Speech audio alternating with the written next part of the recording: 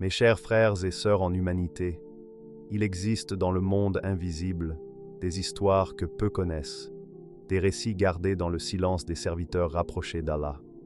Ce que vous allez entendre aujourd'hui n'est pas une simple histoire. C'est un mystère, un signe, une révélation spirituelle liée à une année précise. 2005. Une année qui a marqué en secret une étape essentielle dans le destin de l'homme que le monde appellera un jour Al-Mahdi. Avant de plonger dans cette révélation, élevons ensemble nos cœurs vers Allah. Ô Allah, ouvre nos esprits à ta sagesse et nos cœurs à ta lumière. Accorde-nous la lucidité de reconnaître tes signes et la force de nous rapprocher de toi. Si vous êtes en Suisse, en France, en Belgique, au Canada ou dans tout autre pays francophone, abonnez-vous à notre chaîne Témoins d'Allah. Ensemble, nous dévoilons les mystères spirituels cachés derrière les événements de notre époque. L'homme du silence est le serviteur éternel. Il existe, dans les profondeurs du monde invisible, une figure dont le nom ne résonne pas comme celui des rois ou des conquérants, mais comme un murmure éternel qui traverse les âges. Al-Khidr. Son histoire n'est pas écrite dans les livres ordinaires, mais gravée dans les mémoires secrètes de ceux qui ont été choisis par Allah pour porter des vérités que la majorité des hommes ne pourraient supporter. Al-Khidr n'est pas un homme comme les autres. Il n'appartient ni au passé ni au futur.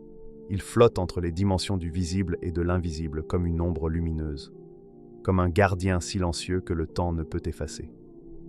Son nom est prononcé à voix basse par ceux qui savent, car sa présence n'est pas destinée aux foules, mais à ceux qu'Allah prépare pour des missions d'exception. Les récits spirituels les plus anciens le décrivent comme celui qui détient les secrets de la sagesse divine, que même les savants les plus érudits ne peuvent entièrement comprendre. Al-Khidr apparaît rarement, mais quand il le fait, c'est toujours au moment exact, dans le lieu exact, auprès de la personne que le destin a choisie. Sa venue n'est jamais annoncée, jamais accompagnée de bruit ni de gloire. Elle se manifeste dans le silence, dans l'instant où le cœur est prêt à entendre. L'année 2005 n'était pas une année comme les autres. Tandis que le monde suivait son cours, que les villes s'agitaient, que les peuples vivaient sans se douter de rien, quelque part, dans le secret le plus profond, un voile s'est levé. Ce voile séparait un homme choisi de ce qu'il était et de ce qu'il allait devenir. Ce voile n'a pas été levé devant des caméras, ni devant des foules, ni même devant des proches. Il a été levé dans un espace intérieur, là où Allah parle directement à ceux qu'il a élus. Ce jour-là, ou plutôt cette période-là, n'a laissé aucune trace matérielle, aucun monument, aucun écrit, rien qui puisse être montré comme une preuve aux yeux des sceptiques. Et pourtant, c'est là que tout a réellement commencé pour celui qu'un jour le monde appellera le Mahdi. Le futur guide a vécu, dans le secret de 2005, une épreuve spirituelle capitale, une de ces épreuves que l'on ne traverse qu'une seule fois dans une vie. C'est une épreuve qui brise pour reconstruire, qui déchire pour élever, qui plonge l'âme dans la nuit pour lui faire voir la lumière. Les maîtres spirituels parlent de ces moments comme de naissances invisibles, où l'être humain est remodelé par la main de Dieu. Certains récits, transmis dans des cercles restreints, de maîtres à disciples, murmurent que Al-Khidr était là. Pas dans la lumière aveuglante d'un miracle spectaculaire, pas dans le tonnerre des prodiges, mais dans la subtilité la plus pure. Il n'est pas venu avec des mots flamboyants ni des promesses grandiloquentes. Il est venu comme il vient toujours, dans le silence, dans l'ombre, dans la profondeur d'un cœur en train d'être choisi. Le rôle d'Al-Khidr n'est pas de façonner des héros selon les critères du monde. Son rôle est de façonner les âmes selon les critères d'Allah. En 2005, il n'a pas agi devant les hommes, mais à l'intérieur d'un homme. Il n'a pas construit une armée, mais il a déposé une lumière secrète dans un cœur solitaire. Cette lumière ne se voit pas avec les yeux de chair, mais avec les yeux du cœur. Ce n'était pas une apparition grandiose. Ce n'était pas une scène digne d'un conte ou d'un film. C'était une rencontre intérieure, un souffle spirituel que peu peuvent supporter sans chanceler, une initiation invisible qui a marqué au fer sacré l'âme du futur Mahdi. À cet instant, il a connu une vérité que nul ne peut effacer. La mission qu'il porterait ne serait pas humaine. Elle viendrait d'en haut. Ceux qui ont vécu de telles rencontres savent que ce ne sont pas des rêves ni des visions ordinaires. Ce sont des ruptures dans le cours du destin, des moments où l'invisible se révèle et ferme aussitôt la porte, laissant derrière lui une empreinte éternelle. Le Mahdi, ce jour-là, a franchi une ligne que peu franchissent, une ligne qui sépare l'homme qui vit pour lui-même, de l'homme qui vit pour un dessein divin. Dans cette atmosphère silencieuse et sacrée, Al-Khidr a agi comme il agit depuis des siècles, en transmettant, en façonnant, en éveillant. Le Mahdi a été mis face à son propre cœur, face à ce qu'il allait devenir, face au poids qu'il devrait porter. Et dans ce face-à-face, sans témoin, quelque chose s'est gravé à jamais dans son être, un sceau invisible, signe d'un destin hors du commun. 2005, l'année du brasier intérieur. Il existe des années qui passent comme des ombres légères, et d'autres qui brûlent comme des éclairs. Pour le futur Mahdi, 2005 n'a pas été une année parmi tant d'autres. C'était une fracture, un point de non-retour, un moment où tout a basculé, non pas autour de lui, mais en lui. Pendant que le monde vivait, riait, construisait et oubliait, lui traversait une tempête que personne ne voyait, une tempête qui s'attaquait non pas à son corps, mais à son âme. C'est une chose étrange que d'être choisi par Allah pour un destin hors du commun. Ce choix n'a rien de romantique. Ce n'est pas une couronne de fleurs. C'est un feu intérieur, une brûlure silencieuse que personne ne peut comprendre à votre place. En 2005, ce feu s'est abattu sur lui avec une intensité telle que même les plus solides auraient flanché. Mais cette intensité n'était pas une cruauté, c'était une forge divine. L'isolement a été sa première épreuve. Pas un isolement physique uniquement, mais un isolement de l'âme. Comme si le monde entier s'était reculé d'un pas, le laissant seul face à une force invisible. Plus de repères, plus de certitude. Ceux qui l'entouraient voyaient un homme silencieux, peut-être étrange, mais aucun d'eux ne pouvait imaginer l'ampleur de la tempête intérieure qu'il affrontait. Ce silence extérieur cachait une guerre spirituelle. Les incompréhensions se sont enchaînées comme des vagues. Des proches se sont éloignés. Des regards ont changé. Le Mahdi a dû affronter le regard des autres tout en portant un fardeau que personne ne pouvait partager. Cette solitude n'était pas une punition.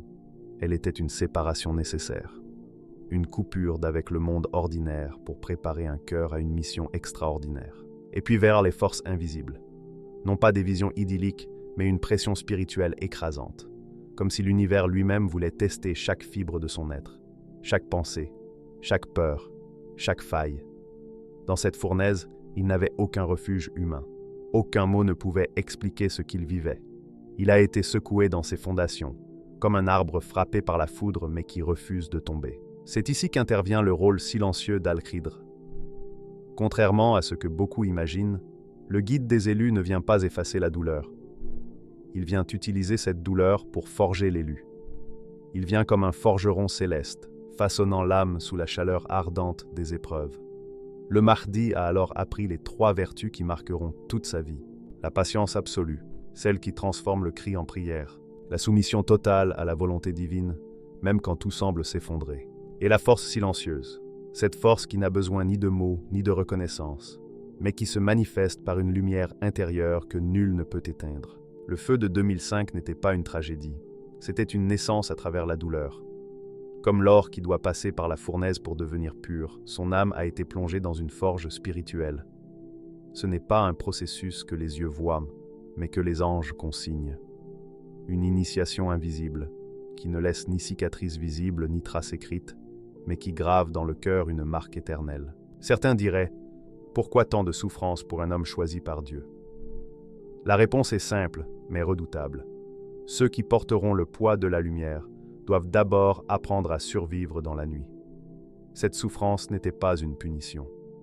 C'était un sceau, un code secret entre Allah et son serviteur, un pacte silencieux qui dirait au monde, plus tard, cet homme a été forgé dans le feu. Il n'est pas comme les autres. Dans les nuits de 2005, il y a eu des moments où tout semblait s'éteindre. Des instants où le Mahdi aurait pu tout abandonner. Mais c'est précisément dans ces instants que la voix intérieure, celle qui vient d'Allah, s'est faite entendre plus fort que tout. Une voix sans mots, mais avec une puissance que rien ne peut égaler. Une voix qui lui disait Tiens bon, ceci n'est que le commencement. Le secret transmis par Al-Qadr. Il existe des vérités qui peuvent être dites à tous, puis il en existe d'autres, si lourdes, si puissantes, si chargées d'éternité, qu'elles ne peuvent être confiées qu'à un seul cœur choisi par Allah. Ce type de vérité n'éclaire pas simplement, il transforme.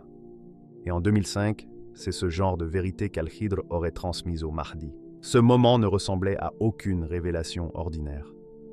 Ce n'était pas un message lancé dans les airs, ni une vision décorée de symboles. Ce fut une transmission directe, comme un feu sacré déposé au centre de l'âme. Les maîtres spirituels le disent depuis des siècles.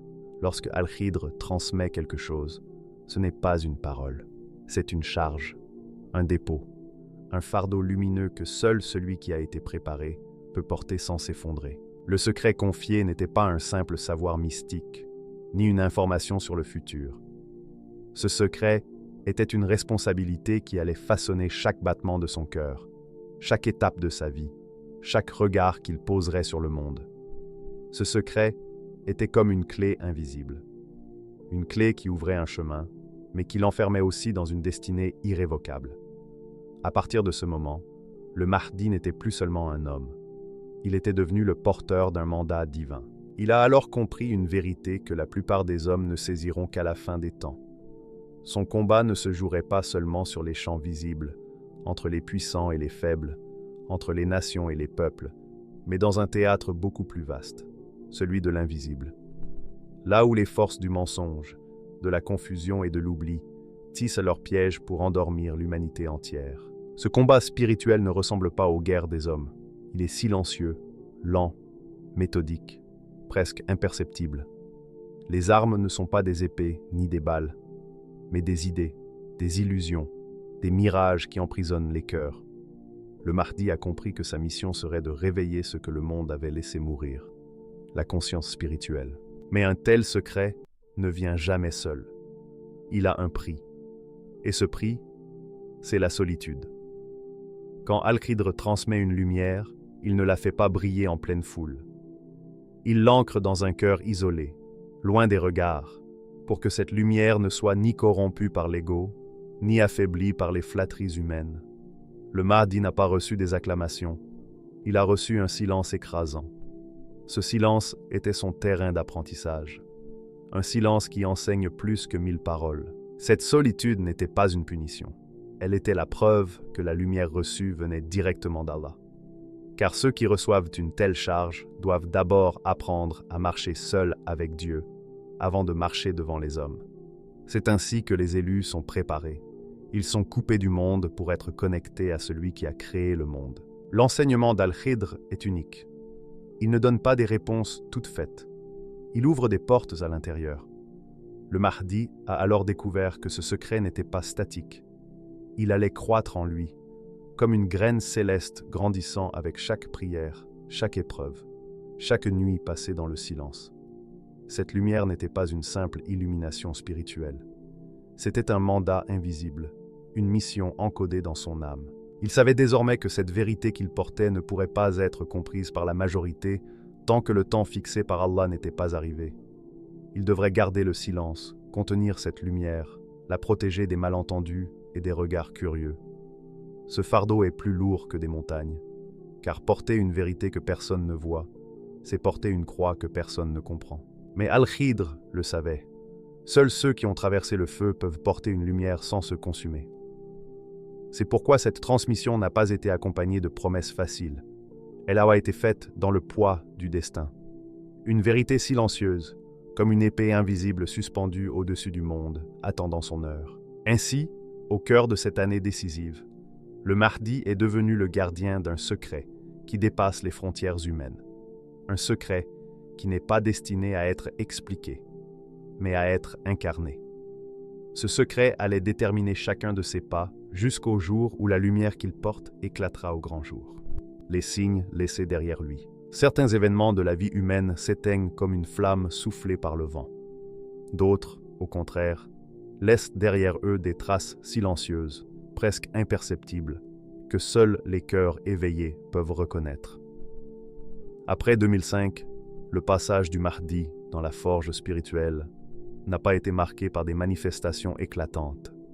Il n'y a pas eu d'éclairs dans le ciel, ni de prodiges visibles à la foule.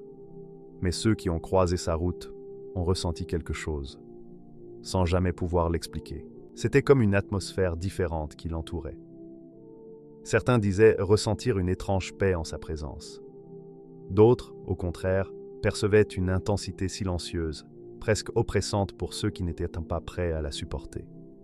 Ce n'étaient pas des discours qui attirèrent l'attention, mais une énergie invisible, une empreinte spirituelle laissée par l'épreuve traversée. C'est ainsi que commence souvent l'histoire des élus, par des signes que seuls quelques-uns remarquent. Les coïncidences ont été les premiers murmures, des événements qui semblaient banals pour les yeux inattentifs, mais qui, mis bout à bout, formaient un fil tissé par une main invisible. Des lieux où ils ne devaient pas être, mais où ils se trouvaient au moment exact. Des rencontres improbables qui ouvraient des portes précises au moment où tout semblait fermé. Des paroles entendues comme des échos d'une direction supérieure. Ces coïncidences n'étaient pas des hasards. Elles étaient les pas silencieux d'Allah guidant son serviteur vers sa destinée. Puis vinrent les rêves. Pas de simples songes de la nuit, mais des rêves puissants, d'une clarté presque effrayante. Des visages inconnus, des voix venues d'ailleurs, des symboles que l'âme comprenait avant même que l'esprit ne cherche à les expliquer. Chaque rêve était comme une brique invisible dans la construction d'un chemin dont lui seul pouvait saisir le sens. Les nuits devinrent des terrains d'apprentissage. Les visions nocturnes, des salles de classe silencieuses où Al-Khidr instruisait sans parole. Les rencontres ont aussi changé. Des personnes entraient dans sa vie au moment exact où il avait besoin d'une direction, d'une confirmation ou d'une épreuve. Ce n'étaient pas toujours des gens pieux ou lumineux. Parfois, c'étaient des oppositions déguisées, car Allah forge aussi ses élus à travers les obstacles. Chaque visage croisé semblait porter un message, parfois clair, parfois voilé. Les années qui suivirent 2005 furent ainsi jalonnées de signes, semés comme des pierres blanches dans une forêt obscure. Et à travers tout cela, il y avait une ombre bienveillante, celle d'Al-Khidr. Ce guide ne marche pas aux côtés de l'élu comme un compagnon visible. Il agit comme un vent discret, apparaissant uniquement lorsque le moment est juste. Sa présence n'est pas constante, elle est précise. Elle survient quand une étape doit être franchie, quand une porte doit s'ouvrir ou quand une vérité doit être comprise. Son rôle n'est pas de porter l'élu sur ses épaules, mais de le pousser doucement à devenir celui qu'Allah attend qu'il devienne. C'est ainsi que le Mahdi est entré, après 2005, dans une formation invisible, une école sans murs, sans enseignants humains, sans diplôme. Une école où les épreuves sont les examens, où les rêves sont les cours, où les signes sont les leçons. Les années passaient, et tandis que le monde continuait sa course, il avançait dans une voie cachée, formée directement par la main d'Allah et guidée dans l'ombre par Al-Khidr. Autour de lui, peu savaient. Certains pressentaient une transformation, d'autres s'en détournaient sans comprendre pourquoi.